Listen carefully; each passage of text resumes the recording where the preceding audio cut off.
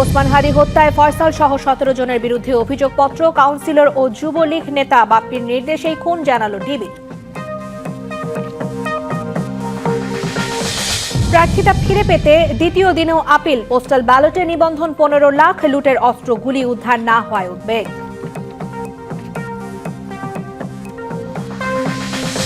ঢাকা 17 আসনের নেতা কর্মীদের নিয়ে তারেক রহমানের বৈঠক। সমস্যা চিহ্নিত করে কাজের প্রতিশ্রুতি দেবেন তিনি।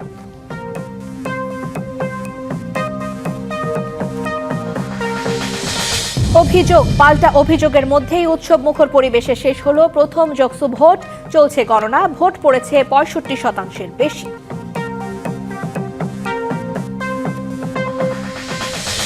সিন্ডিকেট করে সিলিন্ডার গ্যাসের দাম বাড়ানোয় ছাড় নয়, মূল্যস্ফীতি কিছুটা বাড়লেও অর্থনীতিতে প্রভাব না পড়ার দাবি। এবং মোস্তাফিজ আইপিএল ও বিশ্বকাপ ইস্যুতে ঢাকা দিল্লি বাণিজ্যে প্রভাব পড়বে না, সম্পর্কের অবনতি চায় না সরকার। দেখছিলেন মার্কেন্টাইল ব্যাংক সংবাদ শিরোনাম। এবার জানাবো খবরের বিস্তারিত। সঙ্গে থাকছি আমি রিদওয়ানা বিনতে জলিল। আওয়ামী লীগের ওয়ার্ড কাউন্সিলর এবং ঢাকা মহানগর উত্তর যুবলীগের সাংগঠনিক সম্পাদক তাইজুল ইসলাম চৌধুরী বাপ্পির পরিকল্পনা এবং নির্দেশে ওসমান হাদিকে হত্যা করা হয়। একথা জানিয়ে ডিবি পুলিশ বলছে, হাদিকে রাজনৈতিক প্রতিহিংসার কারণে হত্যা করা হয়েছে। ডিবির তদন্তে শুটার ফয়সাল সহ 17 জন হাদি হত্যায় জড়িত থাকার প্রমাণ পাওয়া গেছে। তাই এই 17 জনের বিরুদ্ধে অভিযোগপত্র দিয়েছে বলে জানায় গোয়েন্দা পুলিশ। ইনকিলাব মঞ্চের মুখপাত্র শরীফ ওসমান হাদি হত্যা মামলার তদন্ত শেষে অভিযোগপত্র দিয়েছে গোয়েন্দা পুলিশ। মঙ্গলবার হাদির উপর গুলিবর্ষণকারী হিসেবে চিহ্নিত ফয়সাল করিম সহ 17 জনকে অভিযুক্ত করে ঢাকা চিফ মেট্রোপলিটন ম্যাজিস্ট্রেট আদালতে অভিযোগপত্র দেয়া হয়। বিকেলে ডিএমপির মিডিয়া সেন্টারে প্রেস ব্রিফিংয়ে এসব তথ্য জানান ডিএমপির অতিরিক্ত কমিশনার শফিকুল ইসলাম। হাদি হত্যাকাণ্ড নিয়ে ডিবির তদন্তে উঠে আসে ইনকিলাব মঞ্চের মুখপাত্র হিসেবে ভিন্ন ধারার রাজনীতির সূচনা করেছিলেন হাদি। বিভিন্ন সময়ে কার্যক্রম নিষিদ্ধ আওয়ামী লীগ ও নিষিদ্ধ ছাত্রলীগের কার্যকলাপ সম্পর্কে তিনি সমালোচনামূলক জোরালো বক্তব্য দেন। তার বক্তব্যে ছাত্রলীগ সহ আওয়ামী লীগের নেতাকর্মীরা ক্ষুব্ধ হয়। ঢাকা উত্তর সিটি কর্পোরেশনের 6 নম্বর ওয়ার্ডের সাবেক কাউন্সিলর ও ঢাকা মহানগর উত্তর যুবলীগের সাংগঠনিক সম্পাদক তাইজুল ইসলাম চৌধুরী ওরফে বাপ্পি এই নৃশংস হত্যাকাণ্ডের নির্দেশদাতা। কার্যক্রম নিষিদ্ধ আওয়ামী লীগ ও নিষিদ্ধ ঘোষিত ছাত্রলীগ সংগঠনের বিগত দিনের কার্যকলাপ সম্পর্কে তিনি সভা সমাবেশ, ইলেকট্রনিক ও সোশ্যাল মিডিয়ায় বিভিন্ন রকম সমালোচনামূলক জোরালো বক্তব্য প্রদান করেন। তার এই বক্তব্যে নিষিদ্ধ ঘোষিত ছাত্রলীগে তার সংগঠনের নেতাকর্মীরা ক্ষুব্ধ হয়। রাজনৈতিক প্রতিহিংসার কারণে শরীফ ওসমান হাদি ওরফে ওসমান গনিকে গুলি করে হত্যা করা হয়। অভিযোগপত্র দেয়া 17 জনের মধ্যে 11 জন গ্রেপ্তার এবং 6 জন পলাতক। পলাতকরা হলেন শুটার ফয়সাল, মোটরসাইকেল চালক আলমগীর, যুবলীগ নেতা বাপ্পি, ফয়সালকে পালাতে সহায়তাকারী ফিলিপ, ফয়সালের বোন জেসমিন ও বোনজামাই মুক্তি মাহমুদ। আর শুটার ফয়সাল করিমের ভিডিও বার্তাগুলো সঠিক বলে ফরেনসিক পরীক্ষায় নিশ্চিত হয়েছে ডিবি। উনি আসামি, উনি হয়তো ওনার ক্লিপটা নিতেই পারে। আমরা সেই সমস্ত ভিডিও বার্তা নিয়ে যেতে ফরেনসিক করানো এটা আমরা করছি, প্রাথমিক কার্যকর করেছি। উনি আসামি, বিভিন্ন কথা বলতে পারে, কিন্তু আমাদের যে তদন্ত তথ্য প্রমাণ যেটা আমরা পেয়েছি এটা নিশ্চিত হয়ে আমরা এই অভিযোগপত্র থাকি। জাতীয় সংসদ নির্বাচনের তফসিল ঘোষণার পরদিন 12 ডিসেম্বর জুমার নামাজের পর পুরানো পল্টনের বক্স কালভার্ট রোডে রিকশায় থাকা ওসমান হাদিকে মোটরসাইকেল থেকে মাথা বরাবর গুলি করা হয়। পরে সিঙ্গাপুরে চিকিৎসাধীন অবস্থায় মারা যান ওসমান হাদি। Farhaduzzaman, DBC news, Dhaka. ত্রয়োদশ জাতীয় সংসদ নির্বাচনে প্রার্থিতা ফিরে পেতে দ্বিতীয় দিনে জমা পড়েছে 122টি আপিল। তবে শুধু মনোনয়নের বৈধতা ফিরে পেতেই নয়, প্রতিদ্বন্দ্বী প্রার্থীদের বৈধ হওয়া মনোনয়নপত্র বাতিল চেয়েও আপিল করেছেন অনেকে। সকাল থেকে নির্বাচন কমিশনে এসে প্রার্থীরা আপিলের আবেদন জমা দিয়েছেন। 9 জানুয়ারি বিকেল 5টা পর্যন্ত চলবে আপিল দায়েরের কাজ।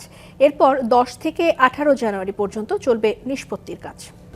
আয়কর প্রদান, মামলা, দ্বৈত নাগরিকত্ব সহ বিভিন্ন কারণে ত্রয়োদশ জাতীয় সংসদ নির্বাচনে 723 জনের মনোনয়নপত্র বাতিল করা হয়। রিটার্নিং কর্মকর্তাদের এ সিদ্ধান্তের বিরুদ্ধে তারা নির্বাচন কমিশনে আপিল করছেন। তীব্র শীতের কারণে মঙ্গলবার সকালে আপিল করা প্রার্থীদের আনাগোনা কিছুটা কম থাকলেও বাড়তে থাকে বেলা বাড়ার সাথে। মনোনয়ন বাতিল করায় ক্ষোভ জানান তারা। কর বকেয়ার ভুল তথ্যের কারণে আমার মনোনয়নপত্র বাতিল করেছে এবং আমি সেটা আপগ্রেড ইনফরমেশন নিয়ে আমরা ডকুমেন্ট এবং জুডিশিয়াল ম্যাজিস্ট্রেট আদালতের কর্তৃক আমরা কাগজপত্র এনে আমরা মনোনয়নের যে আর কি আপিলের যে কাগজপত্র সকল কিছু নিয়ে আমরা দাখিল করলাম। ওনারা ভাবছে যে পরে করলে বোধহয় হবে, তো পরে তো আর করার সুযোগ দেয়নি। যেদিন বাছাই হয়েছে সেদিন আমাদেরকে বাতিল করা হয়েছে।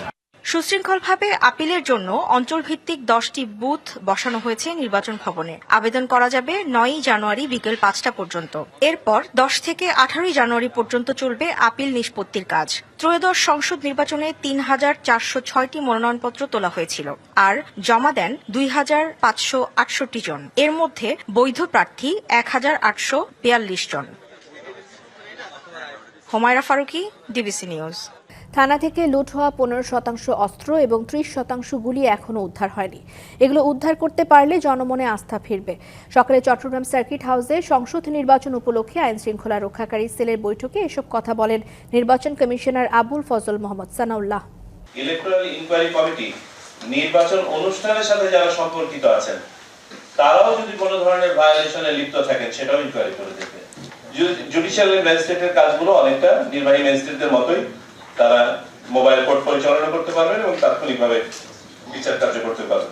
নির্বাচন ব্যবস্থায় কর্তৃত্ববাদী চর্চা অব্যাহত রেখে বিদেশি পর্যবেক্ষকদের থাকা খাওয়ার ব্যয়ভার বহনের যে সিদ্ধান্ত কমিশন নিয়েছে তা অপরিণামদর্শী, বৈষম্যমূলক এবং নিরপেক্ষ পর্যবেক্ষণ পরিপন্থী, এমন মন্তব্য করেছে ট্রান্সপারেন্সি ইন্টারন্যাশনাল বাংলাদেশ টিআইবি। এক বিবৃতিতে টিআইবি নির্বাহী পরিচালক ডক্টর ইফতেখারুজ্জামান বলেন, বিদেশি পর্যবেক্ষকদের উপস্থিতি জাতীয় এবং আন্তর্জাতিক পরিমণ্ডলে নির্বাচনের গ্রহণযোগ্যতা বৃদ্ধির ঠুনকো যুক্তিতে বিদেশি পর্যবেক্ষকদের থাকা খাওয়ার খরচ বহনের ইসির এ সিদ্ধান্ত হিতে বিপরীত হতে বাধ্য। বিদেশি পর্যবেক্ষকদের থাকা খাওয়ার খরচ বহন করতে পারলে দেশি পর্যবেক্ষকদের ক্ষেত্রেও একই ব্যবস্থা কেন প্রযোজ্য হবে না, এমন প্রশ্নও রাখেন তিনি। কৃত্রিম বুদ্ধিমত্তার অপব্যবহার আগামী নির্বাচনে নেতিবাচক প্রভাব ফেলতে পারে বলে আশঙ্কা প্রকাশ করেছেন বিশিষ্টজনেরা। অভিযোগ করেন, সামাজিক যোগাযোগ মাধ্যমে নৈরাজ্য বন্ধে সরকারের উদ্যোগ নেই। এছাড়া ডিজিটাল অর্থনীতি এবং উদ্যোক্তা খাতকে আরও অন্তর্ভুক্তিমূলক এবং ভবিষ্যৎমুখী করতে দেশীয় প্রযুক্তি এবং জনবল ব্যবহারের উপর জোর দেন তারা। গণতান্ত্রিক পুনর্গঠনে ডিজিটাল অর্থনীতি বিষয়ে রাজধানীতে এক আলোচনা সভায় এসব কথা বলেন বক্তারা। দেশে ডিজিটাল অর্থনীতি দ্রুত বিকাশমান হলেও এখনও এই খাত নীতিগত অস্পষ্টতা, অবকাঠামোগত সীমাবদ্ধতা, উচ্চ ব্যান্ডউইথ খরচ, ডিজিটাল বৈষম্য এবং সামাজিক যোগাযোগ মাধ্যম ব্যবহারে জবাবদিহির অভাবসহ নানা চ্যালেঞ্জের মুখোমুখি।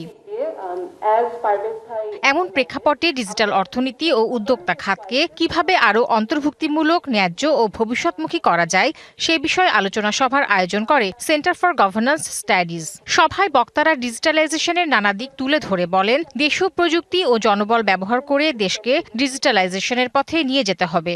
আমার দেশের লোক দিয়ে, বুয়েটের ইঞ্জিনিয়ারদের দিয়ে আমরা সফটওয়্যার তৈরি করব এবং সেই সফটওয়্যার আমরা ব্যবহার করতে পারবো। আমরা যদি এটা বাইরের লোকদের দিয়ে করাই, সে দুদিন পরে চলে যাবে, তারপর আবার ওই সফটওয়্যার উন্নত করার জন্য আবার তাকে পয়সা দিয়ে আনতে হবে। আমরা যদি সত্যি একটা টেকসই উন্নয়ন এবং কার্যকর নীতি নির্ধারণের পথে এগোতে চাই, তবে প্রথম কাজটা যেটা করা উচিত, বাংলাদেশ পরিসংখ্যান ব্যুরোকে সংস্কার করা প্রয়োজন এবং আধুনিকায়ন করা প্রয়োজন। এখানে আপনি ডিজিটাইজেশন করলে নিশ্চয়ই এখানে হচ্ছে যে করাপশনের এখানে ফুটপ্রিন্টটা কমে যাওয়া উচিত, কিন্তু তার জন্য দেখা যাচ্ছে ডিজিটাইজেশনটা অনেক জায়গায় রেজিস্ট করা হয়, যেমন রাজুকে এটা ভালো একটা উদাহরণ এখানে। অনুষ্ঠানে সেন্টার ফর পলিসি ডায়ালগ সিপিডির সম্মাননীয় ফেলো ডক্টর দেবপ্রিয় ভট্টাচার্য নির্বাচনে কৃত্রিম বুদ্ধিমত্তার ব্যবহার নিয়ে কথা বলেন। উদ্বেগ প্রকাশ করেন, এর অপব্যবহার আগামী নির্বাচনে নেতিবাচক প্রভাব ফেলতে পারে। কৃত্রিম বুদ্ধিমত্তার ভিত্তিতে সামাজিক যোগাযোগ মাধ্যমের ব্যবহার, এই ব্যবহারের মাধ্যমে দেশের ভিতরে যেই বিভাজন এবং নৈরাজ্য সৃষ্টি হচ্ছে, সেই নৈরাজ্য এবং বিভাজন আগামী দিনে নির্বাচনকে প্রভূতভাবে নেতিবাচকভাবে প্রভাবিত করবে। এইটার নিয়ন্ত্রণ করার মতো কোনো ধরনের উদ্যোগ, এমনকি ইচ্ছাও নির্বাচন কমিশন দেখাতে পারছে না। একটি একীভূত জাতীয় তথ্য ভান্ডার গড়ে তোলার আহ্বানও জানান বক্তারা। আমরা অর্থনীতি সকলেই বুঝি যে। Tahsina Jesy, DBC news, Dhaka. ত্রয়োদশ সংসদ নির্বাচন এবং গণভোটে পোস্টাল ব্যালটে ভোট দিতে দেশ এবং দেশের বাইরে থেকে অ্যাপে নিবন্ধন করেছেন 15,33,682 জন। এর মধ্যে দেশের ভেতরে থেকে নিবন্ধন করেছেন 7,61,140 জন। সোমবার রাত 12টায় নিবন্ধনের সময়সীমা শেষ হয়। নির্বাচন কমিশন জানায়, নিবন্ধন করাদের মধ্যে সরকারি চাকরিজীবী 5,75,200 জন, নির্বাচনী দায়িত্বপ্রাপ্ত 1,69,642 জন, আনসার ভিডিপির 10,010 জন, আর কারাগার থেকে ভোট দিতে নিবন্ধন করেছেন 6,283 জন। আর প্রবাসীদের মধ্যে সৌদি আরব থেকে সবচেয়ে বেশি নিবন্ধন করেছেন, যার সংখ্যা 2,39,186 জন। 123টি দেশে থাকা প্রবাসীরা পোস্টাল ব্যালটে ভোট দিতে নিবন্ধন করেন। ঢাকা 17 আসনের নেতাকর্মীদের সাথে নির্বাচন নিয়ে গুলশানে বিএনপি চেয়ারপারসনের কার্যালয়ে বৈঠক করেছেন দলের ভারপ্রাপ্ত চেয়ারম্যান তারেক রহমান। বেলা 11টায় বৈঠকটি শুরু হয়ে শেষ হয় দুপুর 1টায়। আসনের 4টি থানার মধ্যে আজ বৈঠকে বসেছিলেন বনানীর নেতাকর্মীদের সাথে। সভায় দলের মহাসচিব মির্জা ফখরুল ইসলাম আলমগীর এবং ছাত্র দলের সাধারণ সম্পাদক নাসির উদ্দিন সহ থানা পর্যায়ের গুরুত্বপূর্ণ নেতারা উপস্থিত ছিলেন। বৈঠক শেষে নাসির জানান, নির্বাচন নিয়ে এটি ছিল ধারাবাহিক বৈঠকেরই একটি অংশ। তারেক রহমান ভোটারদের কি সমস্যা আছে তা চিহ্নিত করে সে বিষয়ে অঙ্গীকারের কথা জানান।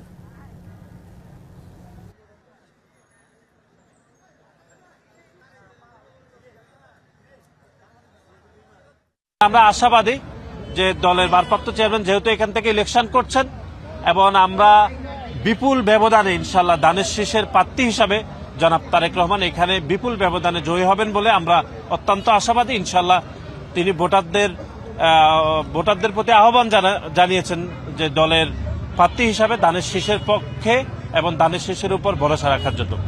উৎসবমুখর পরিবেশে শেষ হলো জগন্নাথ বিশ্ববিদ্যালয়ের কেন্দ্রীয় শিক্ষার্থী সংসদের ভোট গ্রহণ প্রক্রিয়া। প্রথমবার ভোট দিতে পেরে উচ্ছ্বসিত সাধারণ শিক্ষার্থীরা, যদিও প্রার্থীরা দিলেন নানাবিধ অভিযোগ। এদিকে নির্বাচনে কেন্দ্রীয় সংসদে 65% এবং হল সংসদে 77% ভোট কাস্টিংয়ের কথা জানান নির্বাচন কমিশনার।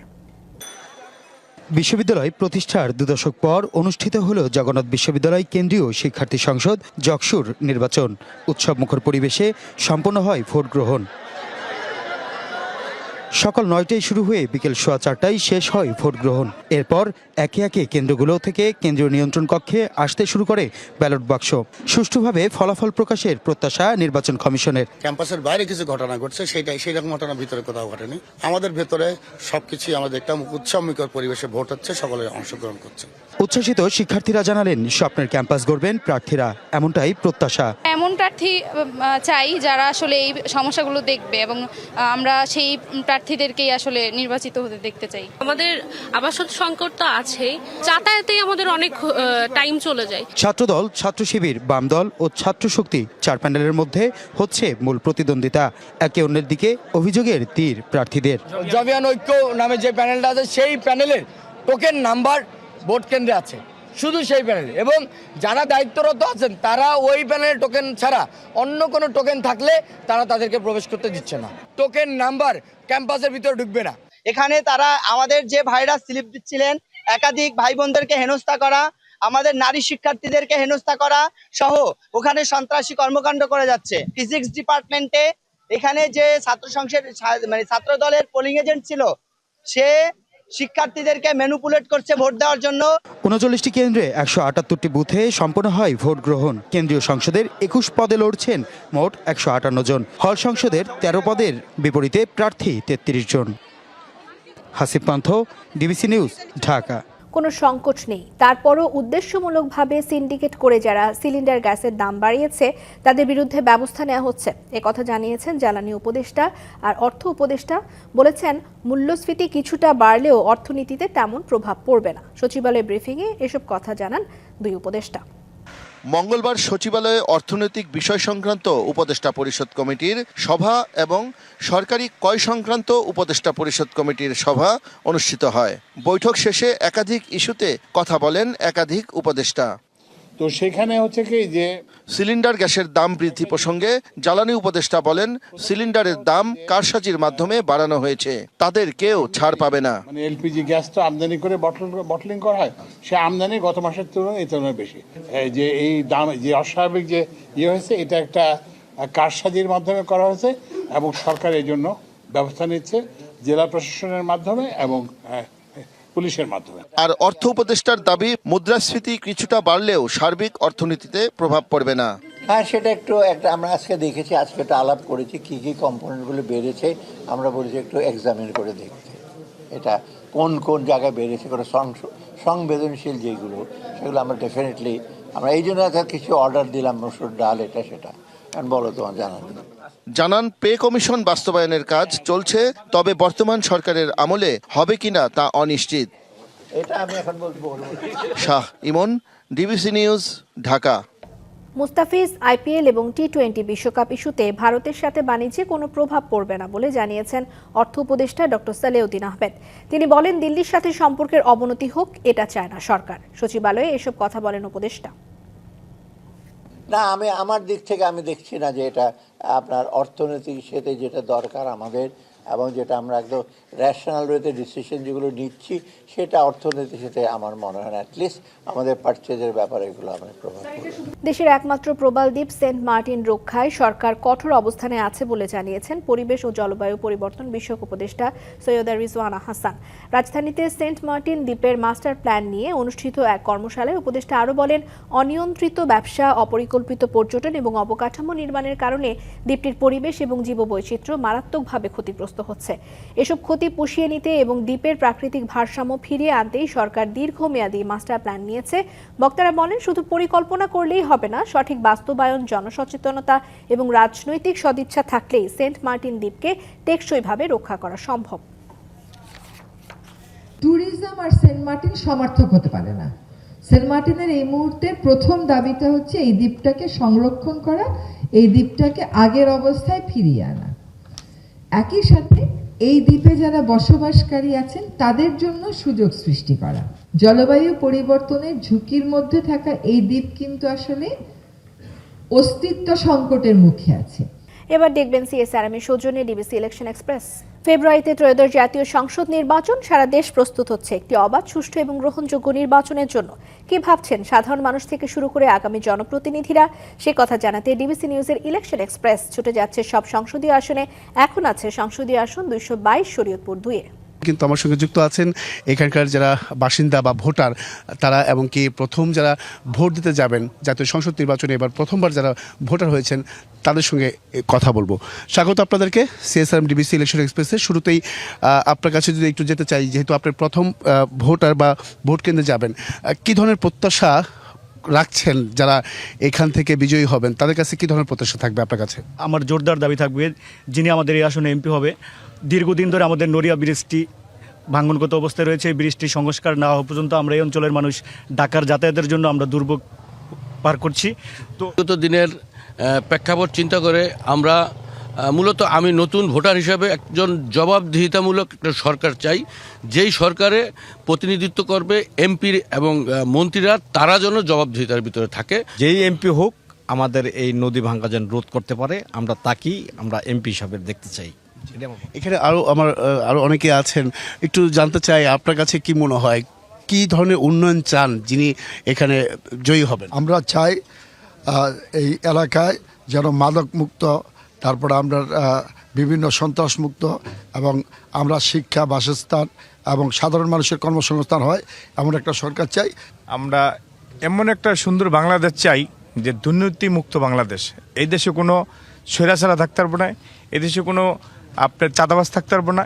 এমন একটা সুন্দর আমরা নেতা চাই, এমন সুন্দর একটা এমপি চাই যে আমাদের দেশটা এমনভাবে পরিবেশটা করবে যেমন একটা ইতিহাসের পাতাতে লেখা থাকে। আমি আশা করতেছি যেই নির্বাচনে আসবে, যে জয়ী হবে, অবশ্যই স্বাস্থ্যকর্তা একদম নিজ উদ্যোগে ব্যক্তিগতভাবে যেন এটা উনি দেখেন। অটো পাস ওটা যাতে রোধ হয় এবং শিক্ষা খাতে যাতে উন্নয়নমূলক কাজ হয়। কেমন দেখতে চান এই দুই আসনটা? আসলে এই দুই আসনটা আমরা দেখতে চাই যে এই দুই আসনে যে মাদক মুক্ত, চাঁদাবাজ মুক্ত, আর বিশেষ করে আমি বলতে চাই যে পদ্মা সেতু থেকে আমাদের নড়িয়াতে আসার জন্য রাস্তাঘাটগুলো খুবই খারাপ। আগেও রাস্তাঘাটের কাজ হয়েছে কিন্তু আসলে করে নাই, আওয়ামী লীগ ক্ষমতা থাকা অবস্থায় এগুলো আসলে তারা করতে পারে নাই। তো আমাদের শরীয়তপুর 2 আসনে যিনি এমপি হবেন তার কাছে এটাই প্রত্যাশা করি যে আমাদের নড়িয়া আসার জন্য, পদ্মা সেতু থেকে নড়িয়া আসার জন্য যে রাস্তাঘাটগুলো আছে এগুলো যে মেরামত অনেক সুন্দরভাবে হয়। বেগম খালেদা জিয়ার শোক বইয়ে স্বাক্ষর করেছেন কণ্ঠশিল্পী আসিফ আকবর। বিকেলে গুলশানে রাজনৈতিক কার্যালয়ে শোক বইয়ে স্বাক্ষর শেষে বিএনপির ভারপ্রাপ্ত চেয়ারম্যান জনাব তারেক রহমানের সাথে দেখা করেন তিনি। বলেন, জেলে থাকার সময় বেগম জিয়া তার খোঁজ খবর নিতেন। জিয়া পরিবারের একজন অনুরক্ত বলতে পারেন, আমাকে বিএনপির একজন সাধারণ সমর্থক বলতে পারেন। আমি একজন ডাইহার্ড বিএনপি ফ্যান এবং শোক বইতে স্বাক্ষর করতে এসেছি বেসিক্যালি আমি সঙ্গীত শিল্পী হিসেবে। এখানে বিএনপি যদি মনে করে যে আমাকে তাদের কাজে লাগবে ডাকবে, আমি তো সবসময় দলের জন্য নিবেদিত প্রাণ আছি আর সমর্থক, কিন্তু পদ পদবি বা দলের কাছে নাই আমার। আপিলে বড় দলের প্রতি দুর্বলতা দেখা গেলে জনগণকে প্রতারিত করলে আবারও রাজপথে নামবে এনসিপি। মঙ্গলবার আগারগাঁওয়ে নির্বাচন ভবনের প্রধান নির্বাচন কমিশনার এএমএম নাসির উদ্দিনের সঙ্গে সাক্ষাৎ শেষে সাংবাদিকদের এসব কথা বলেন এনসিপির মুখপাত্র ও নির্বাচন পরিচালনা কমিটির প্রধান আসিফ মাহমুদ সজীব ভূঁইয়া। ত্রয়োদশ জাতীয় সংসদ নির্বাচন থেকে জাতীয় পার্টিকে বাদ দেওয়ার দাবি জানিয়ে ইসির কাছে আবেদন করেছে এনসিপি। এদিন ইসলামী আন্দোলনের যুগ্ম মহাসচিব আতাউর রহমান অভিযোগ করেন, কয়েকটি রাজনৈতিক দল ভিআইপি ট্রিটমেন্ট পাচ্ছে, এনজিওদের দিয়ে জরিপের মাধ্যমে মিডিয়া নতুন ফ্যাসিবাদ তৈরি করছে। লুট হওয়া অস্ত্র উদ্ধারেরও আহ্বান জানান তিনি। একটি নির্দিষ্ট দলের প্রতি, একটি নির্দিষ্ট গোষ্ঠীর প্রতি প্রশাসনের এক ধরনের একতরফা এবং পক্ষপাতিত্বের পরিচয় আমরা দেখেছি। এই দুটি আসন স্পেসিফিকলি আমাদের, এবং এর বাইরেও আমরা অন্তত আরও 100টি উদাহরণ আছে, আপনারাই কভার করেছেন, মিডিয়ার মাধ্যমে আমরা দেখেছি। এবং খুব ন্যাক্কারজনকভাবে আমরা দেখেছি এক জায়গায় একজন স্বতন্ত্র প্রার্থীকে ইভেন সরকারি অফিসেই ঘাড় ধাক্কা দিয়ে বের করে দেওয়ার মতো ঘটনা মানিকগঞ্জে আমরা দেখেছি। 10 জেলায় বইছে মৃদু থেকে মাঝারি শৈত্যপ্রবাহ। রাজশাহীতে তাপমাত্রা নেমেছে 7 ডিগ্রিতে। শীতের দাপটে ছন্দপতন হয়েছে মানুষের জীবনযাপনে। ঘুম থেকে ওঠা, কাজে যাওয়া সবকিছুই শুরু হয় একটু দেরিতে। আনাগোনা কমেছে রাস্তায়, যারা বের হচ্ছেন তারা শরীরে জড়িয়েছেন মোটা কাপড়, আর সন্ধ্যা নামতেই বাড়ছে ঘরে ফেরার তাড়া। ঘন কুয়াশায় ঢাকা দিগন্ত। পৌষের মাঝামাঝি থেকে প্রতিটি সকাল শুরু হচ্ছে এভাবেই। শিশির ভেজা ঘাস, শীতল জলাশয় আর ধোয়া ওঠা নিঃশ্বাস, সব মিলিয়ে হিমেল কবিতার মতোই স্তব্ধ চারদিক। রাজশাহীতে কুয়াশা কম থাকলেও তাপমাত্রা নেমে এসেছে 7 ডিগ্রি সেলসিয়াসে, যা মৌসুমের সর্বনিম্ন। এ সময় বাতাসের আর্দ্রতা ছিল 100%। তীব্র শীতে অনেকটাই থমকে গেছে জীবনের স্বাভাবিক ছন্দ। হিমেল বাতাসে জুবুথুবু পঞ্চগড়বাসী। আগুনের চারপাশে জড়ো হয়ে উষ্ণতা খুঁজছেন মানুষ। মোটা কম্বল আর গরম পোশাকই হয়ে উঠেছে নিত্যসঙ্গী। আজকে তো ঠান্ডা একটু বেশি, হাত পা ঠান্ডা এবারে হাত পা কোকড়া হয়ে যায়। শীতের কারণে আলুর গাছগুলো কোকড়া লাগছে, পাতাগুলো কোকড়া লাগছে। ঠাকুরগাঁও ও কুড়িগ্রামের মাঠঘাট ঢেকে গেছে শিশিরের ছোঁয়ায়। কয়েকদিন সূর্যের দেখা না মেলায় দিন ও রাতের তাপমাত্রা অনেকটাই কাছাকাছি পৌঁছেছে। স্থবিরতা নেমে এসেছে জনজীবনে। প্রচুর ঠান্ডা, কম্বল টম্বল তো একটাও পাই না এই পর্যন্ত। ঠান্ডা, আগুনের কাছে ধরা যায় না ভাই। তীব্র শীতে চুয়াডাঙ্গায় জীবনযাত্রায় এসেছে পরিবর্তন। তাপমাত্রা রেকর্ড করা হয়েছে 7.5 ডিগ্রি। সূর্যের সামান্য উষ্ণতার অপেক্ষায় সবাই। ভ্যান চালাতে পারছিনি, হ্যান্ডেল ধরতে পারছিনি, হাত প্রচুর কাঁপছে আমাদের। হিমেল হাওয়া শুরু হয়েছে, প্রচন্ড শীত। সকাল এবং সন্ধ্যার পর থেকে কুয়াশা নেমে আসছে। শীত কারো জন্য উষ্ণ চা আর নীরব সকাল, আবার কারো কাছে আগুনের পাশে বসে থাকা দীর্ঘ রাত। একই ঠান্ডা, তবে আলাদা অনুভব। লিখনকান্তি ভৌমিক, ডিবিসি নিউজ ডেস্ক। দেশের কৃষকের স্বার্থ বিবেচনায় ভারত থেকে দেশে পেঁয়াজ আমদানির অনুমোদন স্থগিত করেছে সরকার। তবে পুরনো আমদানির অনুমতিপত্র দিয়ে 30 জানুয়ারি পর্যন্ত আমদানি করতে পারবেন আমদানিকারকরা। সকাল থেকে নতুন করে ভারত থেকে বাংলাদেশে কোনো পেঁয়াজ আমদানির অনুমতি দেয়নি সরকারের সংশ্লিষ্ট দফতর। তবে পুরনো আমদানির অনুমতির বিপরীতে হিলি স্থলবন্দর দিয়ে ভারত থেকে পেঁয়াজ আমদানি হয়েছে 12 ট্রাকে 344 টন। দেশে পেঁয়াজের দাম ঊর্ধ্বমুখী হয়ে উঠলে দাম নিয়ন্ত্রণে সরকার পেঁয়াজ আমদানির অনুমতি দেয়। এর ফলে 3 মাস বন্ধের পর গত 7 ডিসেম্বর থেকে হিলি স্থলবন্দর দিয়ে পেঁয়াজ আমদানি হচ্ছিল। আমদানি বাড়ার সঙ্গে সঙ্গে দাম কমতে শুরু করে। বর্তমানে পেঁয়াজের দাম অনেকটা স্থিতিশীল। পাইকারি বাজারে দাম 40 থেকে 50 টাকায় নেমে এসেছে। তবে আমদানির অনুমতি স্থগিতের খবরে কেজিতে 2 টাকার মতো দাম বেড়েছে বন্দরে। নির্বাচনী পরীক্ষায় 7 বিষয়ে ফেল করেও এসএসসি পরীক্ষায় অংশ নেওয়ার সুযোগের দাবিতে স্কুলে তালা লাগিয়ে দিয়েছে 10ম শ্রেণীর এক শিক্ষার্থী। সুনামগঞ্জের লিয়াকতগঞ্জ স্কুল অ্যান্ড কলেজের শিক্ষার্থী আরিফের বিরুদ্ধে আরও অভিযোগ, শিক্ষকদের অশ্লীল ভাষায় গালাগাল করেছে সে। আরিফ লক্ষ্মীপুর ইউনিয়ন স্বেচ্ছাসেবক দলের সাবেক সভাপতি আব্দুল আজিজের ছেলে। সকালে দলবল নিয়ে পরীক্ষায় অংশ নেওয়ার জন্য শিক্ষকদের ওপর চাপ সৃষ্টি করে আরিফ। কমিটির সিদ্ধান্ত অনুযায়ী পরীক্ষায় অংশ নিতে অস্বীকৃতি জানালে প্রথমে প্রধান শিক্ষকের অফিসে তালা দেয় সে। তালার ঘটনাটি শিক্ষক ভিডিও করলে অকথ্য ভাষায় গালিগালাজও করে ওই শিক্ষার্থী। জানতে চাইলে তালা দেওয়ার ঘটনা অস্বীকার করে ভিডিওকে দিয়েছে উল্টো সেই বিষয়ে জিজ্ঞাসাবাদ শুরু করেন অভিযুক্ত শিক্ষার্থী আরিফের পিতা লক্ষ্মীপুর ইউনিয়ন বিএনপি নেতা আব্দুল আজিজ। সামরিক অভিযানে ভেনেজুয়েলা থেকে আটক করে আনা প্রেসিডেন্ট নিকোলাস মাদুরোকে যুক্তরাষ্ট্রের নিউ ইয়র্ক নগরের মেট্রোপলিটন ডিটেনশন সেন্টার এমডিসিতে আটক রাখা হয়েছে। কুখ্যাত এই আটক কেন্দ্রটিকে বলা হয়ে থাকে অসহনীয় এবং ভীতিকর। এর অস্বাস্থ্যকর পরিবেশ, দীর্ঘদিন ধরে কর্মী সংকট, বন্দীদের মধ্যে সহিংসতা এবং বিদ্যুৎ বিভ্রাটের মতো নানা বিষয় নিয়ে সমালোচনা রয়েছে। সম্প্রতি রুদ্ধশ্বাস এক সামরিক অভিযানে ভেনেজুয়েলা থেকে সস্ত্রীক প্রেসিডেন্ট নিকোলাস মাদুরোকে আটক করে নিউ ইয়র্কে উড়িয়ে নিয়ে যায় যুক্তরাষ্ট্র। এরপর তাদের রাখা হয় নিউ ইয়র্কের মেট্রোপলিটন ডিটেনশন সেন্টার এমডিসিতে। কারাগারে বন্দীদের স্থান সংকুলান না হওয়ায় 90-এর দশকে মেট্রোপলিটন ডিটেনশন সেন্টারটি নির্মাণ করা হয়। সাধারণ বন্দীদের পাশাপাশি নিউ ইয়র্কের এ আটক কেন্দ্রে গুরুত্বপূর্ণ বন্দীদেরও রাখা হয়। হত্যা ও মাদক পাচারের অভিযোগে বিচারের অপেক্ষায় থাকা সন্দেহভাজন মেক্সিকান মাদক সম্রাট এল মায়ো নামে পরিচিত ইসমাইল মারিও জাম্বাদা গার্সিয়াকেও এখানে রাখা হয়েছিল। এর আগে পপ তারকা আর কেলি, যৌন নিপীড়ক জেফ্রি এপস্টেইনের সহযোগী গিলেন ম্যাক্সওয়েল এবং সম্প্রতি র্যাপার শন ডিডি কমসকে এই আটক কেন্দ্রে রাখা হয়। আটক কেন্দ্রে বন্দীদের মধ্যে সহিংসতার ঝুঁকি সবসময়ই থাকে। 2024 সালের জুনে এক বন্দীকে ছুরিকাঘাতে হত্যা করা হয়। 1 মাস পর মারামারিতে আরেক বন্দী নিহত হন। প্রায়ই নিজেদের মধ্যে সংঘর্ষে গুরুতর আহত হন বন্দীরা।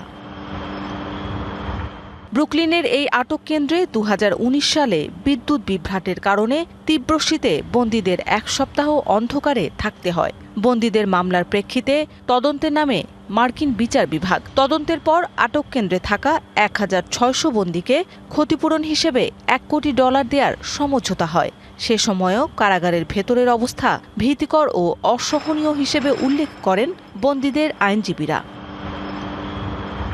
এমডিসি এখন নিউ ইয়র্ক নগরের একমাত্র ফেডারেল কারেকশন সেন্টার বা কেন্দ্রীয় সংশোধনাগার। 2019 সালে কুখ্যাত যৌন নিপীড়নকারী মার্কিন ধনকুবের জেফ্রি এপস্টেইন ম্যানহাটন কারাগারে আত্মহত্যা করার পর সেটির কার্যক্রম সাময়িকভাবে বন্ধ করে দেয়া হয়। Mousumi Shanta, DBC news desk. Sydney টেস্টের তৃতীয় দিন শেষে প্রথম ইনিংসে 134 রানে এগিয়ে অস্ট্রেলিয়া। সেঞ্চুরি দিয়ে দিন রাঙিয়েছে ট্রাভিস হেড এবং স্টিভ স্মিথ। এর আগে ইনিংসে পিছিয়ে থেকে দিন শুরু করে মাইকেল নেসার এবং ট্রাভিস হেড। শুরুতেই সিরিজের তৃতীয় সেঞ্চুরি তুলে নেন হেড। অ্যাশেজের এক সিরিজে হেডের চেয়ে বেশি সেঞ্চুরি নেই আর কোনো অস্ট্রেলিয়ান ওপেনারের। 24 রানে নেসার ফেরেন ব্রাইটন কার্সের গতিতে। এরপর উইকেটের চারপাশে দুর্গ গড়ে তোলেন স্মিথ এবং হেড। 166 রানে হেডকে থামান জ্যাকব বেথেল, কিন্তু খাজা ক্যারি গ্রিনের সাথে ছোট ছোট পার্টনারশিপে দলকে এগিয়ে নেন স্মিথ, তুলে নেন সেঞ্চুরিও। এর সাথে 3682 রান নিয়ে অ্যাশেজের ইতিহাসে দ্বিতীয় সর্বোচ্চ রান সংগ্রাহক হিসেবে নাম লিখিয়েছেন এই অজি ব্যাটার। 5028 রান নিয়ে প্রথম স্থানে ডন ব্রাডম্যান। চতুর্থ দিনে 134 রানে এগিয়ে থেকে মাঠে নামবে স্মিথ এবং পটস।